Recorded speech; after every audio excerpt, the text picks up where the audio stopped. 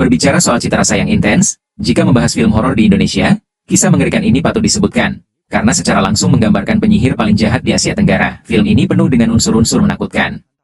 Cepat tonton bersama temanmu yang gemuk. Kisah ini seharusnya dimulai dengan Akiang, seorang pria yang didorong hingga akhir hayatnya. Dia hampir mencapai akhir perjalanannya, tetapi dia melemparkan semua rintangan kepada setan. Dia mengundang seorang penyihir berpakaian putih untuk mendirikan kota jahat di ruang bawah tanahnya. Penyihir itu meletakkan kepala domba hitam di tengah kota, dan Akiang mulai gemetaran karena rambut yang ia kumpulkan dari bantal istrinya. Wajah penyihir itu tanpa ekspresi saat dia menelan rambutnya di depannya, lalu mencabut sehelai rambutnya. Mulut Kiang hampir tidak masuk. Masalahnya tidak berhenti di situ. Penyihir itu membakar cek yang dibawanya dan mengiris telapak tangannya dengan pisau.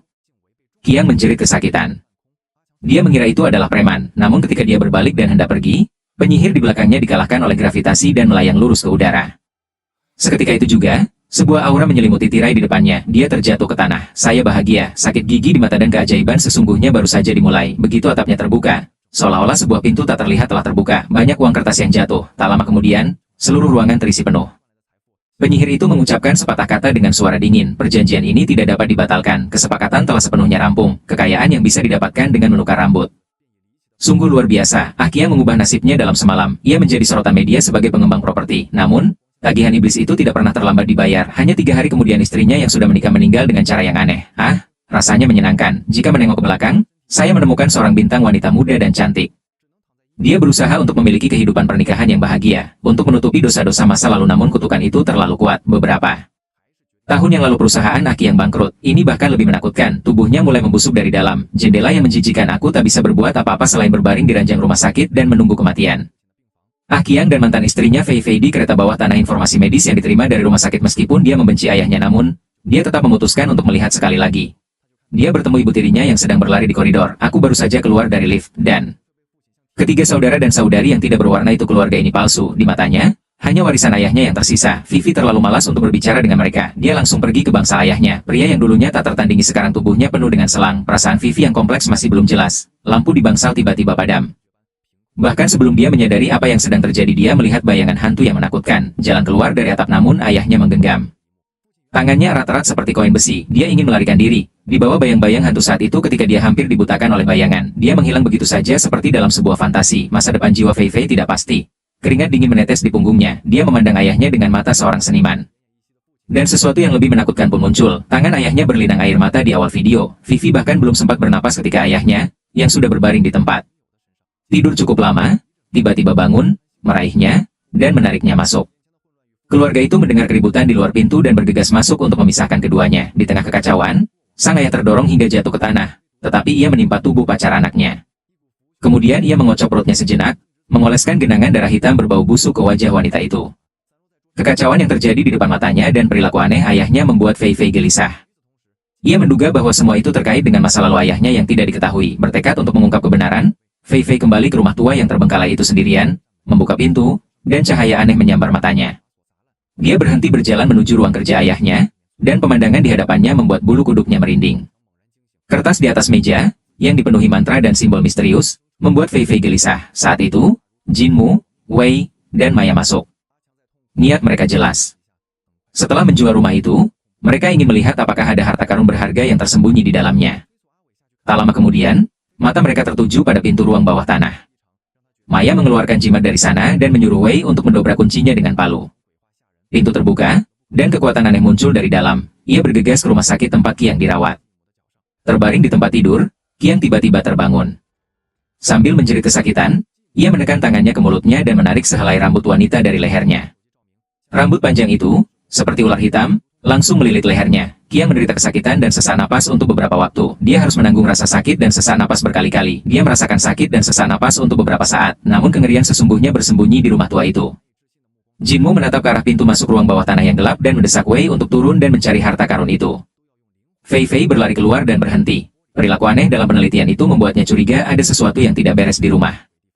Jinmu berpikir bahwa Fei Fei ingin mengambil alih properti itu sendirian. Jadi dia mengarang cerita hantu ini untuk menakut-nakuti orang. Selama pertarungan antara keduanya, sebuah tangan hantu tanpa darah diam-diam terikat pada kaki Jinmu. Meskipun semua orang telah berusaha sebaik mungkin, Jin tetap diseret ke ruang bawah tanah yang gelap untuk diinterogasi. Maya membuka ponselnya untuk memeriksa apakah ibunya masih hidup atau sudah meninggal. Bagaimana mungkin seseorang menduga ibunya tiba-tiba akan muncul seperti binatang buas dan menjatuhkan Maya ke tanah, raih tangannya dan potong. Dalam sekejap mata, Fei Fei mengayunkan palu dan memukul kepalanya. Jim sangat lemah sehingga ia jatuh ke tanah. Namun dalam hitungan detik, Jim tiba-tiba membuka matanya dan menatap dinding kosong di depan kerumunan. Lalu dia berkata dengan suara yang tidak manusiawi bahwa semua uang itu harus ditukar dengan sebuah jiwa. Dan kemudian kaca jendela pecah dan menghilang ke dalam air. Beberapa orang yang tidak sadarkan diri merasa mereka harus meninggalkan tempat berhantu ini secepat mungkin. Mereka berlari ke mobil yang diparkir di halaman, tetapi melihat bahwa banyak kempes. Bagian terburuknya adalah tidak ada satupun ponsel yang berfungsi dan mereka benar-benar terjebak di panti asuhan ini. Dan Maya mengalami infeksi di tangannya dan membutuhkan perawatan segera. Setelah percakapan itu, Fei Fei meminta Wei untuk menjaga rumah tua dan merawat adik perempuannya. Dia membawa Maya bersamanya ke sebuah kota beberapa kilometer jauhnya untuk mencari bantuan. Namun yang terburuk adalah dia berdiri di depan mereka, menghalangi jalan mereka. Mereka tidak bisa pergi terlalu jauh. Di tengah jalan setapak kecil di hutan, mereka bertemu dengan ibu mertua ayah mereka. Vivi melambaikan tangannya dan dengan cepat menarik Maya ke sudut jalan. Suasana di luar langsung hening. Kedua pria itu melompat keluar dari persembunyian. Jantung mereka berdebar kencang. Fei Fei memberanikan diri mengeluarkan palunya dan menyelidiki. Sembari menunggu Maya meninggal, Fei Fei menemukan sebuah buku harian di tasnya, yang berisi detail-detail penuh amarah tentang keluarganya. Ketakutan Maya dengan cepat berubah menjadi amarah dan kesalahpahaman. Dia memutuskan bahwa semua yang terjadi malam ini adalah rencana Vivi. Tanpa menunggu Maya menjelaskan, dia berlari menerjang hujan deras sendirian. Dipenuhi rasa takut dan marah, Fei Fei berusaha sekuat tenaga untuk mengikutinya tetapi segera menyerah.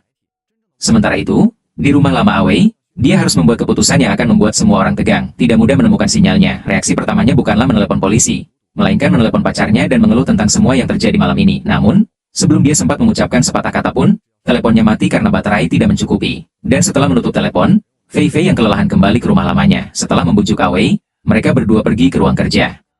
Yang menyeramkan dan menemukan sebuah buku harian tebal berisi detail yang ditulis oleh ayah mereka. Di tengah buku harian itu terdapat foto ibu kandung Fei Fei, yang dikelilingi oleh banyak penyesalan.